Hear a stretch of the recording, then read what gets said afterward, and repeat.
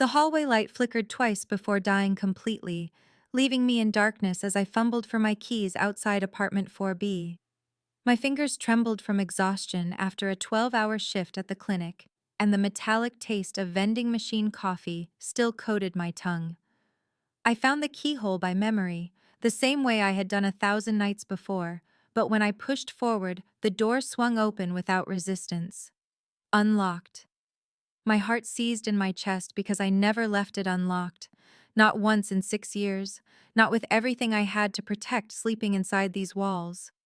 I stepped into the darkness and the smell hit me first. Something foreign layered over the familiar scent of children and laundry detergent. Cologne. Expensive. My hand found the light switch and the living room materialized around me, unchanged, yet violated. The couch cushions sat undisturbed, the television remote exactly where Sophia had left it balanced on the armrest. James's superhero figures still lined up in formation on the coffee table. Nothing stolen, nothing broken. But the air felt wrong, contaminated by the presence of someone who had stood where I now stood, breathing the same air my children breathed. I moved through the apartment like a ghost haunting my own life, checking the triplets first because nothing else mattered until I saw them safe. Sophia sprawled across her bed with her arm flung over the edge, fearless even in sleep. Charlotte curled tight around her stuffed rabbit, her thumb hovering near her mouth, the way it did when she dreamed. James had positioned himself in the bed, closest to the door. My little protector at 6 years old, already trying to guard his sisters from dangers he could not name. They were safe. They were here. But someone else had been here too, and that someone had wanted me to know it. I found the violation in the bookshelf beside the television, a gap in the row of photo albums like a missing tooth. The baby book, gone. The one book that held their birth certificates, their hospital bracelets, the first photographs taken when they entered this world with 3 identical cries. The book that contained every piece of paper proving they existed, proving they were mine, proving who their father was. My blood turned to ice water in my veins because only one person in this world would want that book. Only one person had the resources to find us after I had spent 6 years running, hiding, building a life from nothing in a city where no one asked questions. I had been so careful. I had changed everything about myself, taken my mother's maiden name, moved 4 times in 3 years, paid cash for everything I could manage. But careful was never going to be enough. Not when the man hunting me commanded an empire built on finding people who did not want to be found. My phone buzzed against my hip, and I nearly screamed. Unknown number. A single text message glowed on the screen, each word a nail in the coffin of the life I had built. We need to talk about our children, all 3 of them. I recognized the area code instantly, seared into my memory from newspaper articles I had read obsessively in those first terrified months. Alexander Sinclair had found me, the father of my children, the most dangerous man I had ever met, and he knew everything. Now please take a moment and subscribe to our channel and comment where you are watching from, and what time is it? It is always fascinating to see where these stories get all around the world. Thank you. The memory crashed over me like a wave I had spent 6 years trying to outrun, pulling me back to that glittering ballroom where my life had shattered and reformed in the space of a single night. I had been 22 years old, working catering to pay for nursing school, carrying champagne flutes through a sea of silk gowns and tailored suits at the Hartwell Foundation charity gala. He had appeared at my elbow like a storm gathering on the horizon, tall and broad-shouldered in a charcoal suit that cost more than my yearly tuition, and when I turned to offer him a drink, his eyes stopped me cold. Storm gray, the color of thunderclouds before lightning strikes, and they looked at me like I was the only person in a room of 500. I should have walked away. I should have remembered my place, the uniform I wore, the gulf between servers and guests. But he smiled and asked my name, and something in his voice made me forget every rule I had ever made for myself. We talked in corners and on balconies, and he never once made me feel small for working while he wrote checks. He told me his name was Alexander, just Alexander, and I was too drunk on his attention to ask questions I should have asked. When he kissed me in the garden at midnight, I tasted champagne and danger, and I followed him anyway, into his car, into his hotel suite, into a night that branded itself onto my skin and my memory and my future. I woke alone to expensive sheets and a handwritten note promising he would find me, and I floated through the next 3 weeks believing him, believing in fairy tales and instant connections, and the way his hands had trembled when he touched my face. Then I saw the news report while eating cereal in my cramped apartment, Alexander Sinclair's face filling the screen while reporters speculated about organized crime and unsolved murders, and an empire built on blood. The man who had held me like I was precious, who had whispered promises into my hair, ran a criminal syndicate that stretched across 3 states. I threw up in my kitchen sink and discovered I was pregnant a week later. 3 heartbeats on the ultrasound screen. 3 impossible miracles conceived in one impossible night. I vanished like smoke, taking nothing but fear and determination and the lives growing inside me, and I had been running ever since. Now I stood in the apartment I thought was safe, shoving clothes into a suitcase with hands that would not stop shaking, watching my children sleep through the chaos of their mother's terror. I could do this again. I had done it before. I would take them somewhere new, somewhere farther, somewhere even Alexander Sinclair could not reach. But headlights swept across my window like searchlights hunting prey, and I froze with a tiny dress clutched against my chest. One SUV, then another, then a third. Black vehicles with tinted windows lined the street below my building, engines idling like patient predators. I was too late. He had found us, and this time there was nowhere left to run. The knock came soft and patient, 3 measured raps that somehow terrified me more than if he had broken down the door. I grabbed the kitchen knife from the block beside the stove, my fingers wrapping around the handle with white-knuckled desperation, and positioned myself between the door and the hallway where my children slept. The knife felt pathetic in my hand, a butter knife against a hurricane, but I would use it if I had to. I would use anything. The door handle turned slowly, testing, and then it opened with the quiet click of a lock that had never stood a chance against whatever tools his people carried.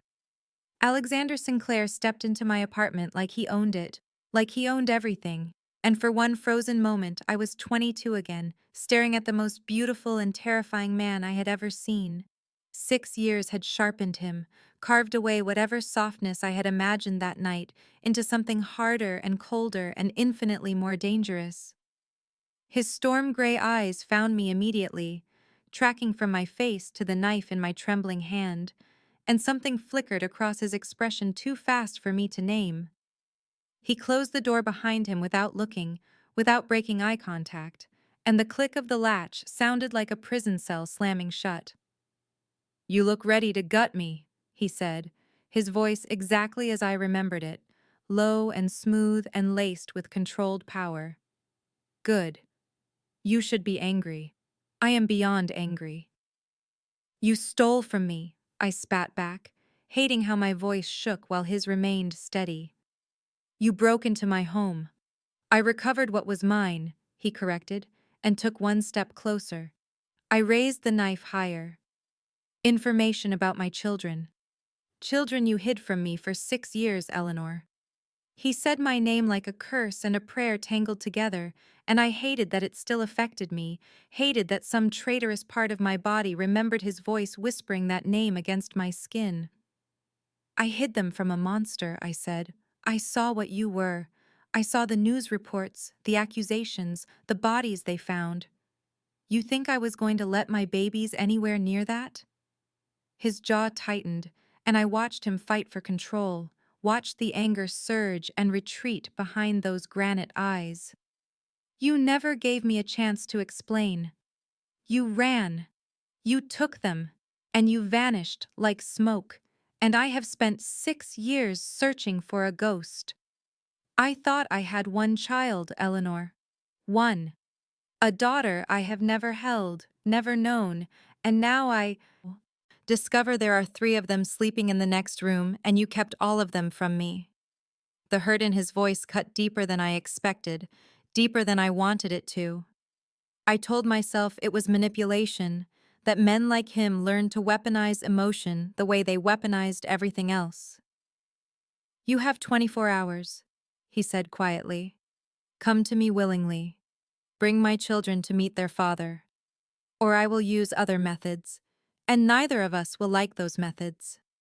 He turned and walked out without another word, and I stood there shaking long after the door closed behind him. Catherine arrived at 3 in the morning, her dark hair wild from sleep and her eyes sharp with the kind of fear I had spent 6 years trying to outrun. She listened to everything without interrupting, her hands wrapped around a mug of cold coffee she never drank, and when I finished, she said the words I expected her to say. Run, Eleanor. Take the kids and run. I have a cousin in Seattle. I have contacts who can get you papers. We can have you on a bus by dawn. I wanted to believe her. I wanted to grab my children and flee into the night the way I had fled 6 years ago, disappearing into the anonymous masses of another city, another state, another life built on lies and terror. But I had learned something in those 6 years that my younger self had not understood. Men like Alexander Sinclair did not give up. They did not forget. They had resources that stretched across continents, networks of loyal soldiers, and bought officials and surveillance technology that could track a single mother through any alias she constructed. I had escaped once because he had not been looking, because he had not known what he was searching for, because I had been a ghost before he even realized I had vanished. Now he knew. Now he had seen my face and heard my voice and stood in my apartment breathing the same air as his sleeping children. There was no running from that. There was no hiding from a man who had spent 6 years hunting a shadow and finally caught it. Catherine argued until dawn broke gray and cold through my windows, but I had already made my decisions somewhere in the hollow hours of the night while I watched my children sleep. I would go to him, not as a prisoner dragged in chains to his fortress, but as a mother walking willingly into the monster's den to negotiate for her family's future. I had survived him once before. I had survived the discovery of his identity, the terror of pregnancy, the brutal exhaustion of raising 3 children alone, while working double shifts and looking over my shoulder every moment of every day. I was not the naive girl who had followed a beautiful stranger into his hotel room. I was something harder now, something forged in the fire of single motherhood and constant fear, and I would face Alexander Sinclair on his territory and fight for my children with every weapon I possessed. Catherine finally agreed to take the triplets, to hide them at her mother's farmhouse 2 hours outside the city where no one would think to look. I packed their bags with trembling hands, tucking in favorite stuffed animals and emergency clothes and granola bars because Charlotte always got hungry at inconvenient times. Then I stood in their doorway as the sun crept higher, watching Sophia sprawl across her bed with her arm flung over Charlotte's stomach, watching James curl protectively at their feet like a small guardian. And I memorized every detail of their faces because I did not know if I would see them free again.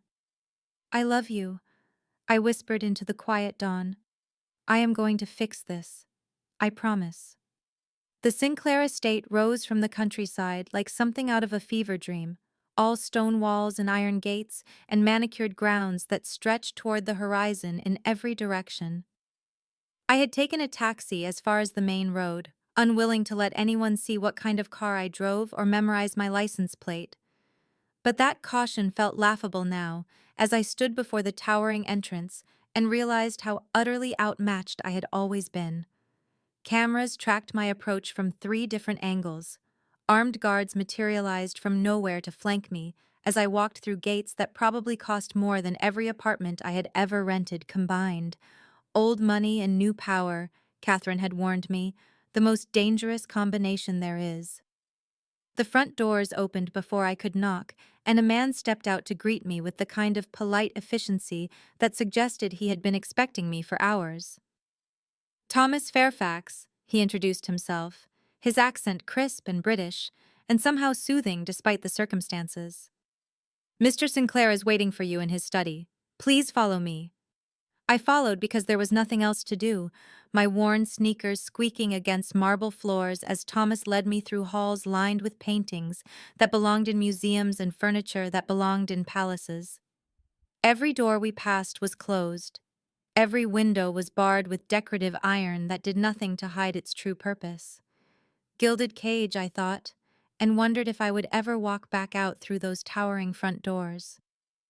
The study was smaller than I expected, more intimate, lined with books that looked actually read rather than decoratively shelved. Alexander stood behind a massive desk with his back to me, staring out a window that overlooked a garden blooming with roses, and he did not turn when Thomas announced my arrival and quietly withdrew. "You came," Alexander said finally, and something in his voice made my chest tight. "I told you I would. You also told me you would stay that night 6 years ago. You left before dawn." I had no answer for that, no defense that would not sound hollow, so I said nothing and let the silence stretch between us until he finally turned to face me. The morning light caught the angles of his face, the sharp jaw and storm-gray eyes, and the faint scar along his temple that I did not remember from before, and I forced myself to meet his gaze without flinching. "You want to negotiate," he said. "So negotiate. I want my children safe. I want them free. I want them to grow up without looking over their shoulders every moment of every day. Then we want the same thing, Eleanor." He moved around the desk toward me, each step measured and predatory and somehow restrained, like a wolf choosing not to hunt. "I have spent 6 years searching for one child, one daughter I believed existed somewhere in the world without me. 2 days ago I learned there were 3 of them, 3 children with my blood, my eyes, growing up in poverty while I built an empire they should have inherited." His fury was real, raw, and underneath it I heard something that sounded almost like grief. "You hid them well. I will give you that. You hid them so well that even my best people found only shadows and dead ends for years. I did what I had to do. You did what you thought you had to do. And now we will find another way." "Another way," I repeated, and the words tasted bitter on my tongue. "What exactly does another way look like to a man like you?" Alexander stopped his advance 3 feet from where I stood, close enough that I could smell his cologne, the same scent that had haunted my dreams for 6 years, sandalwood and something darker underneath. "It looks like protection," he said. "It looks like security and resources, and a life where our children never want for anything. You and the triplets will live here at the estate. You will have your own quarters, your own space, freedom to come and go within reasonable limits. In exchange, I get to know my children. I get to be their father." I laughed, and the sound was sharp enough to cut glass. "Freedom within reasonable limits. Do you hear yourself? You are describing a prison with silk sheets. I am describing survival." His voice dropped lower, and something shifted in those storm-gray eyes, something that looked almost like fear. "You think I sought you out after 6 years simply because I wanted to claim what was mine? You think this is about ownership or control or wounded pride? Eleanor, my enemies know about the children." The words hit me like a physical blow, stealing the breath from my lungs and turning my blood to ice water in my veins. "What enemies? What are you talking about?" "Philip Montague," Alexander said, and the name meant nothing to me, but the way he spoke it told me everything I needed to know. "He runs the largest rival syndicate on the eastern seaboard. We have been at war for territory and influence for nearly a decade, a Cold War mostly, occasional skirmishes and strategic moves. 3 days ago his people intercepted communications from my investigators. They know I have children. They know roughly where to look. I pressed my hand against my chest as if I could physically hold my heart inside my rib cage. How do I know you are not lying? How do I know this is not just another manipulation to get what you want? Because I am showing you something I never show anyone. He said quietly, I am showing you that I am afraid. The confession hung between us, heavy and impossible, and somehow more terrifying than any threat he could have made. Alexander Sinclair, crime lord, monster, father of my children, was afraid. And if he was afraid, then I should be absolutely petrified. Montague will not stop until he finds them, Alexander continued. He will use them against me, hurt them to hurt me, destroy everything I love to prove that love is weakness. The only place they are safe is here, behind my walls, protected by my soldiers, under my constant surveillance. I hated him in that moment, with a fury that burned like acid through my veins. I hated him for being right, for turning my desperate bid for independence into exactly what he wanted, for making the monster's den the only shelter in a storm I had not known was coming. I hated him for making me need him, when I had spent 6 years proving I could survive alone. Fine, I whispered, and the word felt like surrender. We will stay. The convoy that escorted me back to Catherine's safe house was excessive by any reasonable standard. 4 black SUVs filled with men who carried weapons I could not even name, and who watched the streets with the kind of vigilance that made my stomach clench with fear and something else I refused to examine too closely. Catherine met us at the door with fury in her eyes and questions on her lips, but one look at the armed escorts behind me silenced her protests. I gathered my children in my arms and held them so tightly that Sophia squirmed and complained, and Charlotte made a soft sound of concern against my shoulder, and James just held on, his small hands fisting in my jacket like he knew something was wrong, even if he could not name it. The drive back to the estate felt endless. The triplets pressed against me in the back seat of a vehicle that cost more than I would make in a decade, their eyes wide as they took in the leather seats and tinted windows, and the silent men who flanked us, like soldiers escorting royalty. "Mama, where are we going?" Sophia asked, her voice bright with curiosity rather than fear. And I smoothed her dark hair back from her face and tried to find words that were not lies. "We are going to meet someone important," I said, and my voice only trembled a little. "Someone who wants to know you very much."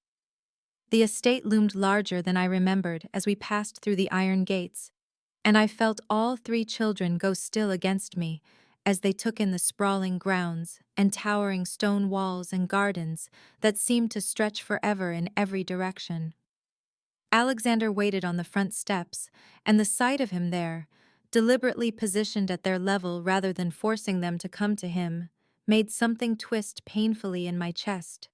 He had changed from the sharp suit into something softer, a dark sweater and slacks that made him look almost approachable, almost human, and I wondered if it was calculated or instinct. Sophia was out of the car before I could stop her, her fearlessness both my greatest pride and my deepest terror, and she marched up to Alexander with her chin raised and her storm-gray eyes that matched his exactly fixed on his face.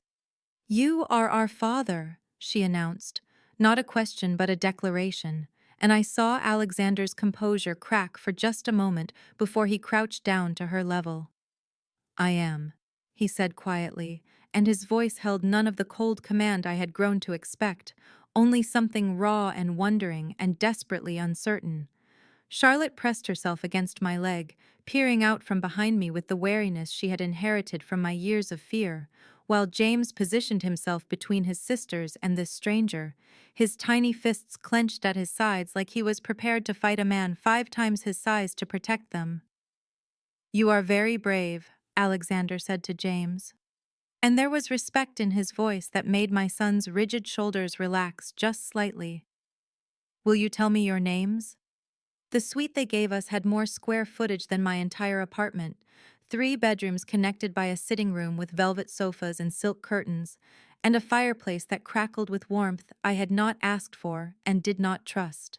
The children explored every corner with the wonder of small creatures discovering a new world, opening drawers and bouncing on beds and pressing their faces against windows that overlooked gardens so manicured they seemed painted rather than grown. I watched them adapt with the terrifying resilience of childhood, their fear from the journey already fading into excitement, and I envied them their ability to forget that this beautiful place was still a cage. By the third day, I had memorized the patrol patterns of the guards who stood at every corridor intersection, had counted the cameras tucked into corners and hidden behind ornate moldings, had tested every window and found them all alarmed, had mapped 3 possible escape routes that all ended at walls too high to climb or gates too heavily monitored to breach. The gilded bars of my prison were lovely indeed, hand-carved wood and antique furniture and fresh flowers that appeared each morning as if by magic. But they were bars nonetheless, and I felt them pressing against my skin with every breath. What I had not anticipated, what I could not have prepared for, was watching Alexander become someone I did not recognize. He appeared each evening for dinner, sitting at the head of a table too large for our small family, and I watched the crime lord dissolve into something softer as the triplets drew him into their orbit. Sophia demanded stories, and he invented elaborate tales of dragons and brave knights that made her shriek with delight. Charlotte showed him her drawings, and he studied each one with the serious attention of a museum curator examining masterworks. James challenged him to competitions of strength, and Alexander let himself be defeated, dramatically collapsing under the weight of a 6-year-old's assault, while the children climbed over him like a conquered mountain. I hated how it affected me, watching his hands that had surely done terrible things become gentle as he braided Charlotte's hair with clumsy dedication. I hated how my heart stuttered when he laughed, really laughed, the sound so different from the cold control I had witnessed in his study. I hated how I remembered him as he had been that night 6 years ago, charming and warm and looking at me like I was the most fascinating thing he had ever seen, and how that man seemed to be emerging from the shell of the monster I had fled. On the 5th night, I found him in the hallway outside the children's room, just standing there in the darkness, listening to them breathe. He did not acknowledge me as I approached, his profile carved in moonlight from the window at the end of the corridor, and I saw something on his face that looked like hunger and heartbreak intertwined. "They are extraordinary," he said finally, his voice barely above a whisper. "You did this. You made them into these perfect, fearless, beautiful people without any help from me." I did not know how to answer, so I said nothing, and we stood there together in the darkness outside the door to our sleeping children, the monster and the mother, closer than we had any right to be. I could not sleep that night, the memory of standing beside him in the darkness haunting me like a ghost I could not exorcise, so I walked the corridors of the estate in bare feet, with a robe wrapped around my shoulders, and my thoughts wrapped around questions I did not want to answer. The nursery door was cracked open, a sliver of golden light spilling into the hallway, and I stopped when I heard his voice, low and rough and speaking words not meant for anyone to hear. I did not mean to eavesdrop, but my feet would not move, rooted to the cold marble floor as Alexander Sinclair, the monster who ruled an empire of shadows, read a bedtime story to children who were already asleep. His voice stumbled over the words like a man unused to gentleness, and when the story ended, I heard him exhale a breath that sounded like it came from somewhere broken deep inside him. I pushed the door open and he turned, caught in the soft lamplight with Sophia's favorite stuffed rabbit clutched in his hands, like he did not know how it got there. And for one unguarded moment, I saw something in his eyes that looked like terror. "They do not know," he said quietly, setting the rabbit down beside Sophia's pillow with careful precision. "They do not know what I am, what I have done, and every day I am afraid they will look at me and see the truth and hate me for it. I should have walked away then, should have retreated to the safety of my room and my certainty that he was the villain in my story, but instead I stepped closer and asked the question that had been burning in my chest since I arrived. What made you this way? He was silent for so long I thought he would not answer. His gaze fixed on the children's sleeping faces, and when he finally spoke, his voice was stripped of every defense I had seen him wield like armor. My father believed that love was weakness, he said, and his hands curled into fists at his sides. He taught me that lesson with his belt and his words and his absolute certainty that I would never be anything more than a weapon for him to use. I was 7 when he first put a gun in my hands, 10 when he made me watch him kill a man who betrayed him, 15 when he decided I was ready to pull the trigger myself. His jaw tightened, and I saw the muscle there flex with the effort of containing something vast and terrible. I swore I would never have children because I did not know how to be anything other than what he made me.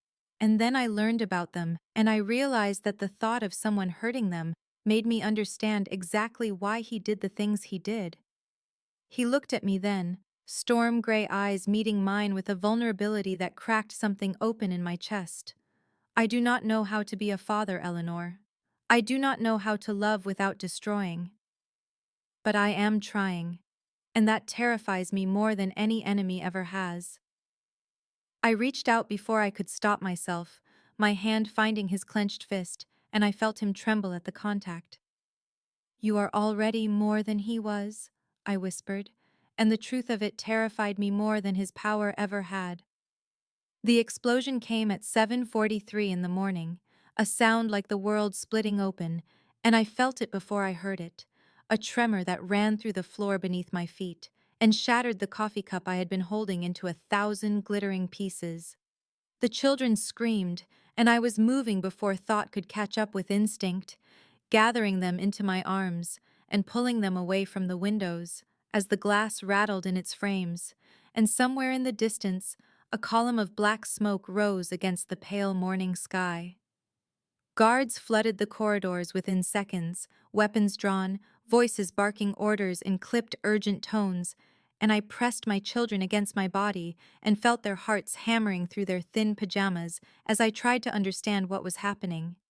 Thomas Fairfax appeared in our doorway, his face grim and his eyes scanning the room with professional efficiency before landing on me. "The convoy," he said, his voice tight with controlled urgency. "Montague's people hit the convoy." I felt the blood drain from my face because I knew Alexander had left early that morning, had heard his footsteps in the corridor before dawn, had pretended to be asleep when he paused outside my door as if debating whether to knock. "He is alive," Thomas added quickly, reading the terror that must have been written across my features. "Injured but alive, already en route to the secondary medical facility." The relief that flooded through me was so intense it made my knees buckle, and I hated myself for it. Hated that I cared whether this man lived or died. Hated that his survival had become essential to my own sense of safety. The hours that followed blurred together in a haze of fear and lockdown protocols. The children confined to our suite with guards stationed at every entrance, the windows sealed, and the curtains drawn against threats both real and imagined. When Alexander finally returned that evening, his left arm bandaged and a cut above his eyebrow held together with butterfly strips, something shifted in the atmosphere of the estate, like the pressure change before a storm. He gathered us all in his study and told us what I had already known in my bones. Philip Montague had declared war, and we were the prize he intended to claim. The security measures that followed were suffocating. Guards multiplied until I could not take 3 steps without encountering one. The children forbidden from playing in the gardens. My own movements tracked and logged and reported. But as the walls closed in around me, I realized that my fear had transformed into something I did not recognize, something that kept me awake at night, not because I worried about what Alexander might do to us, but because I worried about what might happen if he could no longer protect us. I found myself watching him in meetings, noting the strain around his eyes and the way he held his injured arm close to his body. And I understood with terrible clarity that my children's safety now depended entirely on the survival of a crime lord. The monster had become our shelter, and I did not know how to feel anything but grateful.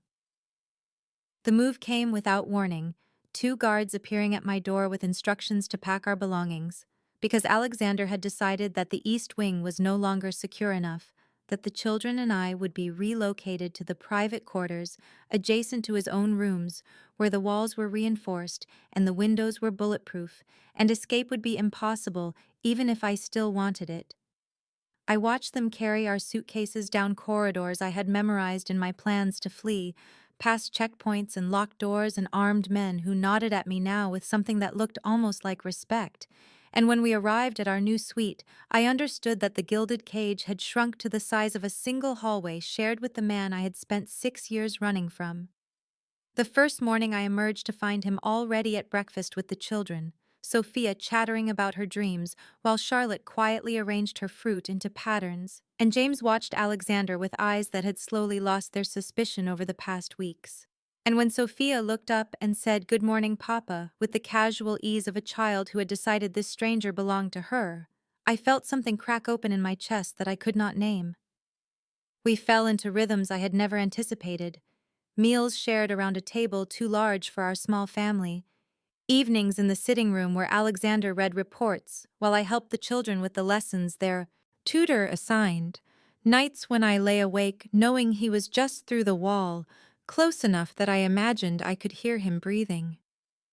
The attraction I had buried for 6 years clawed its way back to the surface with relentless persistence, ambushing me in moments I could not prepare for. The way his sleeves rolled up revealed forearms corded with muscle, the sound of his laugh when James told a joke, the gentleness in his hands when he braided Charlotte's hair with clumsy determination because she had asked and he could not refuse her anything. I told myself it was proximity, told myself it was gratitude, told myself it was the desperate need for safety, translating into something my body misunderstood. But the lies grew thinner each day until they could no longer hold the weight of what I felt. It happened in the hallway outside the children's room, a moment so small it should have meant nothing. I stumbled on the edge of a rug, and his hand shot out to catch my elbow, steadying me with reflexes honed for violence, but deployed with startling care. I looked up, and he was close. So close I could see the flecks of silver in his storm-gray eyes and smell the cedar and smoke that clung to his skin, and neither of us moved, neither of us breathed, the air between us charged with 6 years of denial and wanting. His gaze dropped to my mouth and I watched his control fracture, watched him lean closer by millimeters while his hand on my arm tightened like he was fighting himself and losing. I should have stepped back, but I swayed forward instead, drawn by gravity I could not resist. And when his breath ghosted across my lips, I understood that the walls I had built so carefully were already rubble at my feet. I found the documents by accident, searching for a first aid kit in Alexander's study after James scraped his knee in the garden and the medical supplies in our suite had run low. The drawer stuck when I pulled it, and I yanked harder, spilling its contents across the polished mahogany desk. Folders and photographs and papers covered in neat handwriting that I recognized as Alexander's own. My hands stilled when I saw my name on one of the folders, Eleanor Bennett written in black ink across the tab. And I knew I should close it, knew I should walk away. But the need to understand drove me forward with the same relentless force that had carried me through 6 years of running. Inside, I found everything. Bank statements showing anonymous payments that had cleared my student loans in my 3rd year of nursing school. The debt I had carried like stones around my neck suddenly lifted by a benefactor I never identified. Grant applications for the free clinic where I worked, approved and funded by a foundation I now realized was a shell company traced back to Sinclair Holdings. Incident reports from moments I barely remembered. The man who had followed me home from the grocery store 4 years ago and then simply vanished. The landlord who had tried to evict me illegally and then withdrew his complaint overnight. The car that had nearly run me down in a crosswalk before swerving at the last second as if the driver had been warned. He had been watching me, protecting me. For 6 years, Alexander Sinclair had wrapped invisible armor around my life without ever demanding credit, without ever revealing himself, without ever asking for anything in return. My hands trembled as I lifted a photograph from the bottom of the stack. Me pushing a stroller through the park, the triplets barely 2 years old, my face tilted toward the sun with an expression of exhausted contentment. On the back, his handwriting again. March 15th. Still searching, still safe, still beautiful. The door opened behind me, and I did not turn because I could not bear to look at him, could not reconcile the monster I had feared with the man who had loved me from the shadows for half a decade. "You were never supposed to see those," he said quietly, and I heard the vulnerability in his voice, the same rawness I had glimpsed when he watched our children sleep. I asked him why. Just one word pushed through the tightness in my throat, and his answer shattered every wall I had left. "Because you were the only real thing," he said. "The only moment in my entire life that felt like mine, instead of something my father built. I searched for you because I could not accept that you were gone, and when I found you, I could not bring myself to intrude, because you looked happy, Eleanor. You looked free. I only wanted to make sure you stayed that way." I turned then and saw him standing in the doorway with his defenses stripped away, the crime lord reduced to a man who had loved hopelessly and secretly for years, and I understood finally that I had never been running from him. I had been running from this. The terrifying truth that he had wanted me before the children existed, that he would have wanted me even if they never had, that the connection we forged in one reckless night had bound him as completely as it had bound me. He did not just want to be their father. He wanted to be mine. Always mine. I found Thomas Fairfax in the East Garden at 3 in the morning, his silhouette hunched on a stone bench beneath the wisteria arbor, and I knew before I reached him that something was terribly wrong, because men like Thomas did not sit alone in the dark with their heads in their hands unless the weight they carried had become unbearable. I had come outside because sleep had abandoned me, my mind still reeling from the documents I had discovered, from the revelation that Alexander had loved me in secret for 6 years, and I needed air that did not smell like him, space that did not pulse with his presence.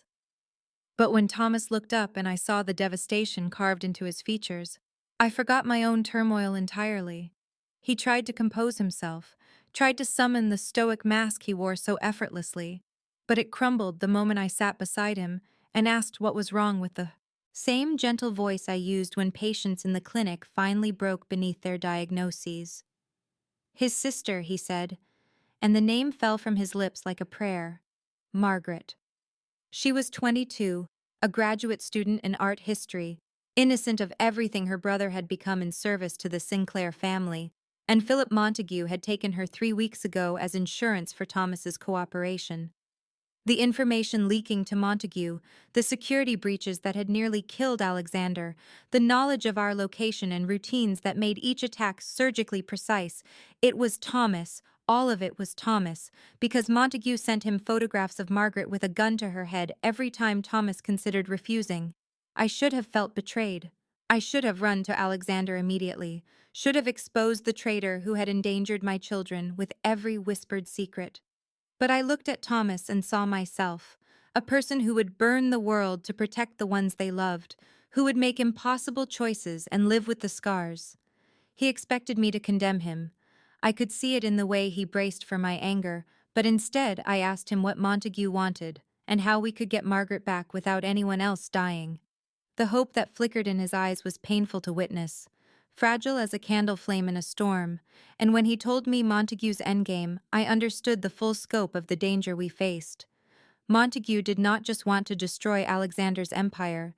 He wanted to take everything Alexander loved, wanted to make him watch his family die before ending him, wanted to build his victory on the bones of the Sinclair legacy. The children and I were not leverage. We were targets, marked for death the moment Montague had what he needed. I made my decision in the space between heartbeats, choosing a path that could destroy everything or save everyone. We would work together, Thomas and I, feeding Montague false information while building a trap of our own. We would save Margaret without sacrificing my children, would stop the war before it consumed us all. Thomas gripped my hand with desperate gratitude, and I gripped back with desperate determination because failure meant graves for everyone I loved, and I refused to let that happen.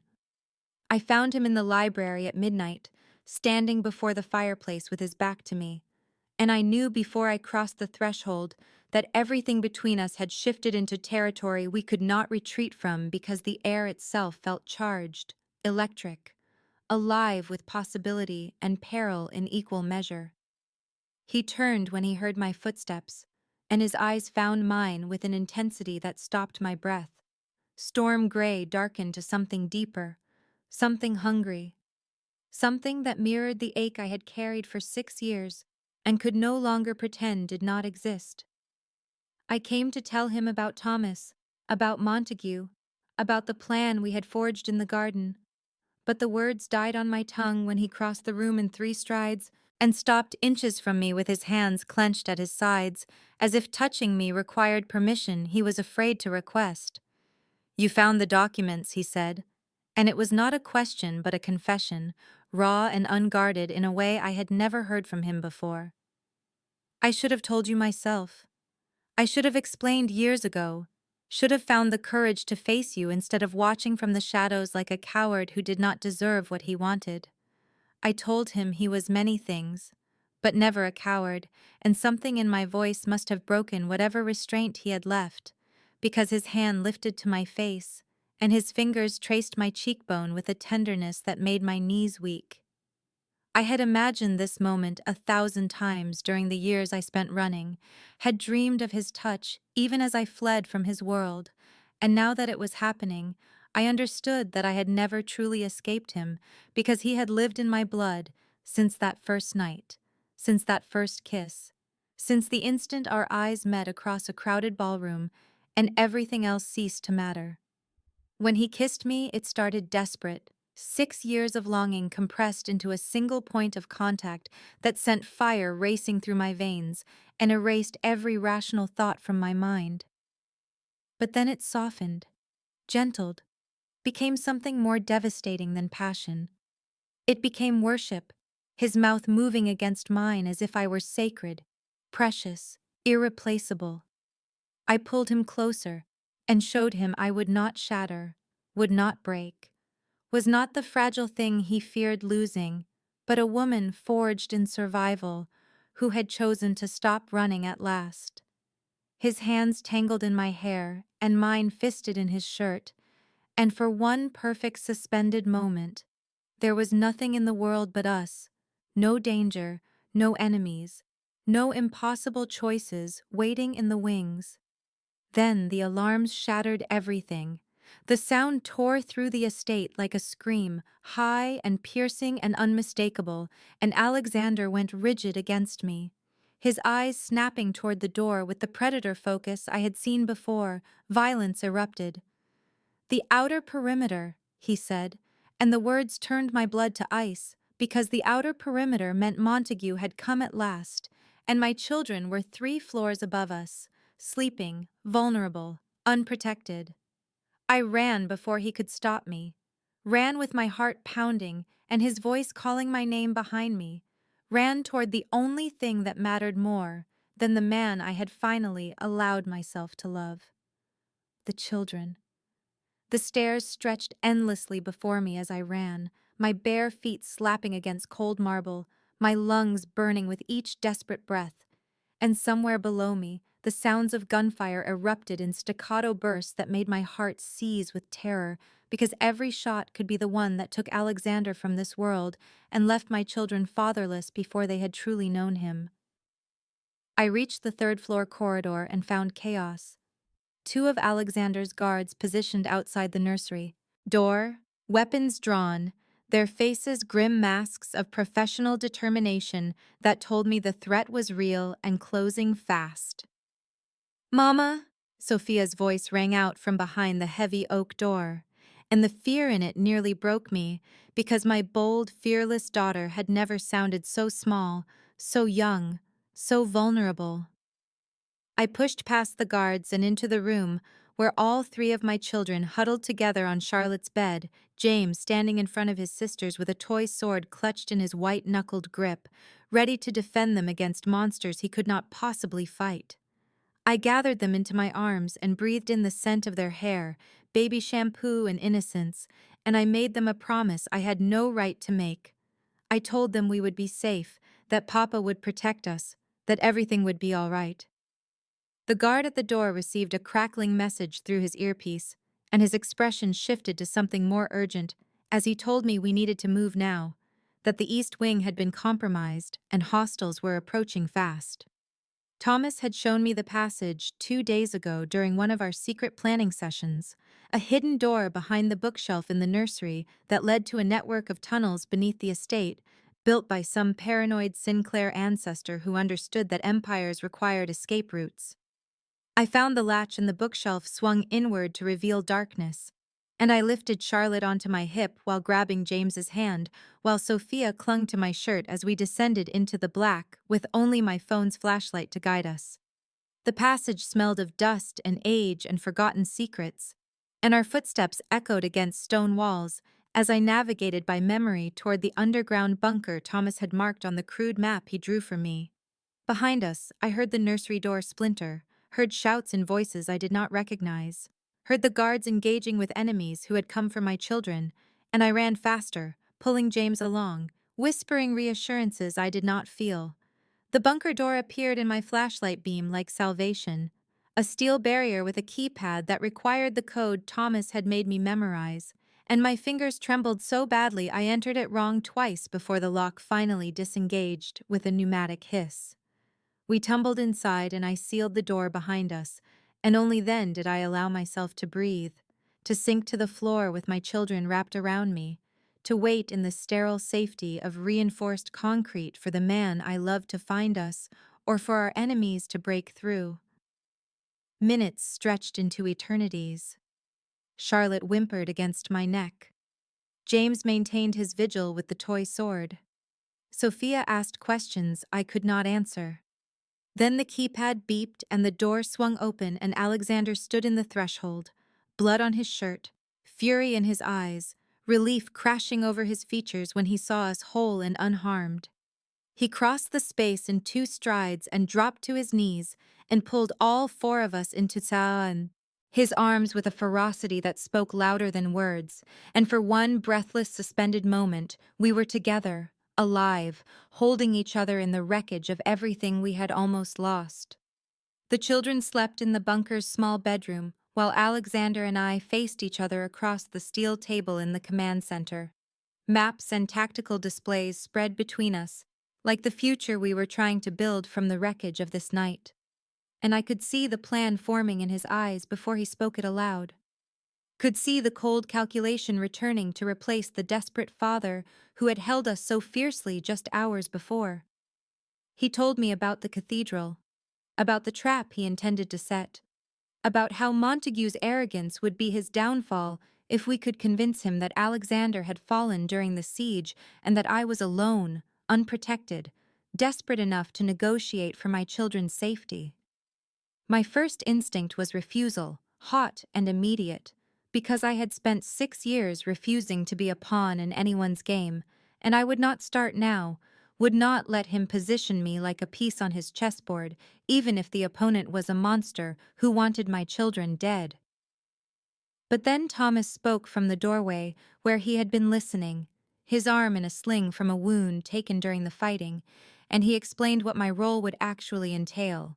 Not helpless bait, but the trigger that would spring the trap, the person whose apparent vulnerability would draw Montague into position while Alexander's forces surrounded him like wolves closing on wounded prey. I told them if I was going to do this, I would do it armed, trained, ready to fight for my own survival, instead of waiting for rescue like some fairy tale princess in a tower, and Alexander's face went pale with something I recognized as terror. The same terror I felt every time I imagined losing my children, except now it was directed at me. He argued that training took years, that weapons in untrained hands were more dangerous to their wielders than their targets, that he could not bear to watch me walk into that cathedral with anything less than complete protection. I reminded him that I had protected our children for 6 years without his resources or his army, that I had survived poverty and fear and loneliness and the constant threat of discovery, that I was not the fragile creature he remembered from that single night, but a woman forged in the fire of single motherhood and desperate choices. Something shifted in his expression then, resistance giving way to recognition, and he looked at me the way he had looked at me in the library before the alarm shattered everything, like I was remarkable, like I was his equal, like I was exactly the partner he needed for this impossible war. The training began the next morning in the estate's underground range, Alexander's hands guiding mine on the weapon, with clinical precision that occasionally slipped into something more tender, and I learned to shoot, to reload, to breathe through fear and let instinct guide my aim. We planned together, argued together, refined the trap until every variable was accounted for, and somewhere in those days of preparation, we became something neither of us had expected. Partners, true partners, facing the darkness, not as protector and protected, but as equals, choosing to fight side by side for the family we had built from chaos and secrets and a love that refused to die. The cathedral rose against the gray sky like a skeleton of faith, its spire broken, its windows empty sockets that stared down at me as I walked through the rusted gates with nothing but manufactured vulnerability wrapped around me like a shroud. And somewhere in the shadows, Alexander watched, waited, trusted me to play my part in this deadly performance we had choreographed together over sleepless nights and whispered strategies. I wore the dress we had chosen carefully, something soft and unthreatening, something that made me look like exactly what Montague expected. A desperate mother alone, willing to negotiate with the devil himself to save her children from a war she never wanted. The weight of the gun strapped to my thigh beneath the flowing fabric was a comfort I never thought I would know. Cold metal against warm skin. A promise that I was not the helpless creature I pretended to be. Thomas had done his work flawlessly, feeding Montague the intelligence that Alexander had died in the siege, that the Sinclair empire was crumbling, that I had reached out through back channels begging for mercy, for protection, for any guarantee that my children would survive the power vacuum left by their father's death. The echo of my footsteps bounced off stone walls as I entered the nave, and the smell of decay and old incense filled my lungs with each measured breath I forced myself to take, because panic was a luxury I could not afford, not now, not when everything depended on my performance. Montague emerged from the shadows near the altar like he had been waiting there for centuries, a predator patient in his hunting ground, and his smile when he saw me made my skin crawl with revulsion I had to bury deep beneath the mask of frightened compliance. He was handsome in a cold way, polished and cruel, and he looked at me like I was a prize he had already won, like the game was finished and he was simply collecting his winnings. "You came alone," he observed, and satisfaction dripped from every syllable as he approached with the confidence of a man who believed himself untouchable.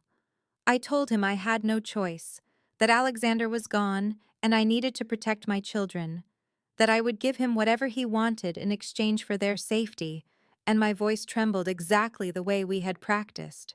Fear and desperation pitched perfectly to feed his arrogance. He reached for me then, his hand extending toward my face with possessive intent, and something in his eyes told me he had plans for me that went far beyond. Simple negotiation, plans that made my stomach turn even as I held my ground. The moment his fingers brushed my cheek, I moved, years of protective instinct and days of training converging into one fluid motion as I stepped back and drew the weapon from beneath my dress and leveled it at his chest. The shock on his face was worth every sleepless night. Alexander's voice rang out from the gallery above, cold and commanding and very much alive, and Montague's expression shifted from surprise to fury to fear as armed men materialized from every shadow, every doorway, every broken window, surrounding him in a cage of pointed weapons and merciless intention. The ambush exploded into violence as Montague's hidden guards engaged with ours, and the cathedral became a war zone of gunfire and shouting, and the chaos I had walked willingly into, my finger steady on the trigger, my heart pounding with something that felt terrifyingly like purpose. The battle became a living thing around me, a creature of sound and fury that swallowed the cathedral in its hungry maw, and I pressed myself against a crumbling pillar as bullets tore through the air where I had been standing moments before, my weapon still raised, my training fighting against every instinct that screamed at me to run. Montague had disappeared into the chaos, his guards forming a protective barrier as they retreated toward the vestry, and I could see Alexander cutting through the violence with terrifying efficiency, every movement precise and lethal, a predator unleashed after too long in a cage of civility and restraint. I had known he was dangerous, had understood intellectually what it meant to lead a criminal empire, but watching him now was like seeing a stranger wearing the face of the man who held our children with such tenderness, the man who kissed me like I was sacred, and something in my chest cracked at the sight of so much controlled brutality. A shot cracked close to my ear and I spun, finger tightening on the trigger. But Thomas was already there, already moving, his body slamming into mine as he pushed me behind the pillar and took the bullet that had been meant for my heart. He went down hard, blood blooming across his shoulder like a dark flower, and I caught him before he hit the stone floor, my nursing instincts taking over even as the battle raged around us. "Stay with me," I commanded, pressing my hands against the wound, feeling his blood hot and slick beneath my palms, and he laughed, a wet sound that scared me more than the gunfire, and told me this was the least he owed me after everything, after the betrayal that had nearly cost my children their lives. I told him to save his redemption for someone who needed it because I had already forgiven him, and the surprise in his eyes was worth the lie, worth anything if it kept him fighting to survive. Alexander reached Montague near the broken altar, and the two men faced each other with the weight of blood and territory and pride between them, and I watched as my children's father became the monster I had fled from 6 years ago, his fists connecting with Montague's face again and again until the other man crumpled to the ground in a heap of expensive fabric and broken bones. He drew his weapon and pressed it to Montague's temple, and I saw the exact moment he could have ended it, could have pulled the trigger and erased the threat to our family forever. But instead he looked up, looked at me across the carnage, and something in his expression asked a question I never expected from a man like him. I nodded, understanding what he was offering me, understanding that this choice to spare a life was his gift, his proof that he could be more than the violence that had shaped him.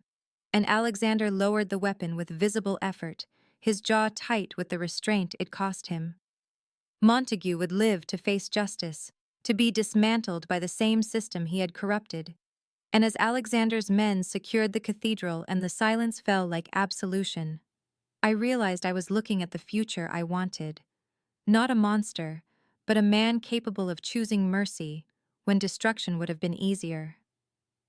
The dust settled over the cathedral like a burial shroud, and in the silence that followed the violence, I found myself kneeling beside Thomas, with my hands still pressed against his wound, my dress soaked with his blood, my heart finally slowing from the frantic rhythm that had sustained me through the battle.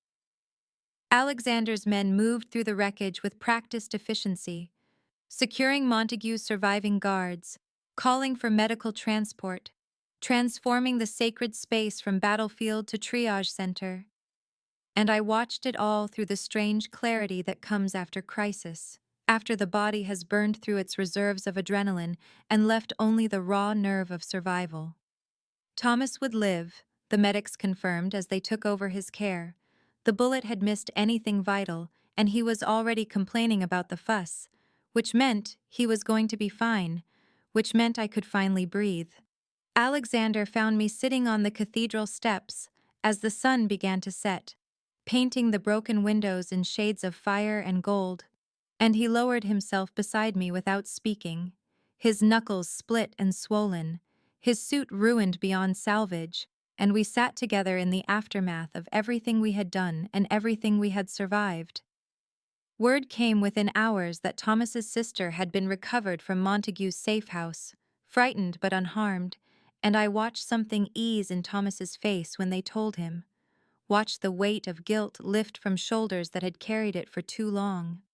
Montague's organization crumbled faster than anyone expected, lieutenants fleeing or surrendering, alliances dissolving like morning frost, and the empire that had threatened my children evaporated into nothing but paperwork for prosecutors and whispered warnings in criminal circles about what happened to those who crossed Alexander Sinclair. We returned to the estate, and I threw myself into the work I knew best, tending the wounded from both sides because a bullet hole is a bullet hole regardless of whose finger pulled the trigger, and my hands found their purpose again in sutures and bandages and the simple human act of healing what violence had broken. The children emerged from the safe room where Catherine had guarded them through the longest night of all our lives, and they ran to us across the great hall, Sophia shouting questions, Charlotte crying silent tears of relief, James trying so hard to be brave even as his small body trembled, and Alexander caught them all in his arms and held them like they were the only thing anchoring him to the earth. I watched him break then, this man who had faced death without flinching, who had built an empire on the foundation of his own controlled brutality, and he wept into our children's hair while they patted his back with their small hands and told him it was okay, Papa, it was okay. Later, when the children slept and the estate had settled into exhausted peace, Alexander found me in the garden where we had first kissed as something more than adversaries, and he took my hands in his and told me I was free. He meant it. I could see the truth of it in his storm-gray eyes, the offer of resources and protection and distance if that was what I needed, the willingness to let me go even though it would destroy him. I stayed. 6 months later, the estate had transformed in ways I never could have imagined when I first walked through its gates as a prisoner of circumstance and fear. The cold marble halls now warmed by finger paintings taped to priceless wallpaper, and the echo of children's laughter replacing the oppressive silence that had once made every room feel like a tomb. Alexander had stepped back from the darkest corners of his empire, delegating the violence to men who chose it freely, while he focused on legitimate businesses and the foundation we had established together. And though I knew the shadows would never fully release him, I watched him fight toward the light every single day. The clinic I ran on the estate grounds had become a sanctuary for the surrounding community, a place where people who had learned to fear the Sinclair name now came for healing and hope.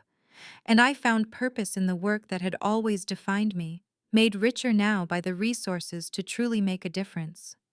Thomas had recovered fully, his shoulder bearing a scar he wore with quiet pride, and his sister had moved into the guest house, where she was slowly rebuilding a life free from the terror Montague had inflicted upon her. And sometimes I caught the two of them laughing in the garden, and marveled at how healing could bloom even in soil soaked with old blood. Catherine visited every weekend, still fierce and protective, but even she had softened toward Alexander after watching him read bedtime stories with different voices for each character, after seeing him teach James to ride a bicycle with infinite patience, after witnessing the man beneath the monster she had warned me against. The triplets had flourished in ways that made my heart ache with gratitude. Sophia, bold and brilliant, and already negotiating extra dessert with her father's own tactical precision. Charlotte emerging from her shell to reveal a quiet, artistic soul that Alexander nurtured with private lessons and endless canvases. James growing into his protective nature, under guidance that channeled strength toward service rather than violence. It was in the garden where we had shared our first real kiss that Alexander found me on a spring evening, the children suspiciously well behaved as they followed him down the path, and I knew something was happening from the way his storm-gray eyes held mine with nervous intensity I had never seen from a man who had faced death without flinching. Sophia carried a velvet box with ceremonial gravity, while Charlotte scattered flower petals along the path, and James stood at solemn attention like a tiny soldier approving the proceedings. And when Alexander lowered himself to one knee and asked me to be his wife. His voice cracked on the word forever in a way that undid me completely.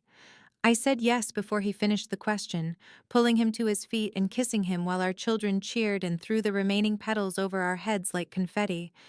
And in that moment I understood that the family I had built in fear had become the family I chose in love. The monster and the mother, together, home.